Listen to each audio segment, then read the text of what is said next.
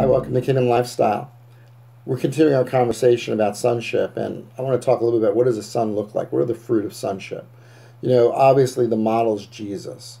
But in Galatians 5:22 through 23, it says, "But the fruit of the Spirit is love, joy, peace, forbearance, kindness, goodness, faithfulness, gentleness, and self-control. Against such things there is no law." And when I look at that, I just see Jesus, don't you? Jesus had love. He moved in love. He moved in joy. He carried peace. He was forbearing. He put up with things. He was kind. He was good. He was faithful. He was gentle. He exhibited self-control in ways that I probably couldn't, and probably you can't either. Because, when people are attacking you, we want to retaliate, don't we? But Jesus, he stayed in that place of knowing who he was.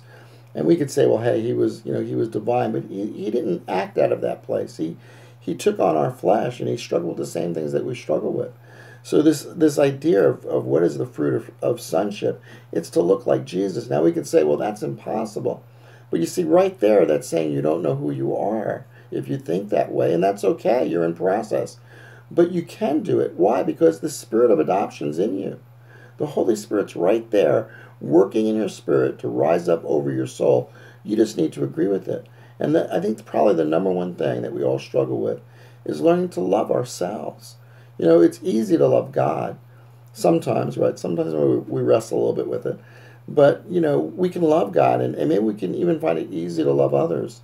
But loving ourselves can be hard. We know all our dark, dirty secrets. And yet, those things don't separate us from God.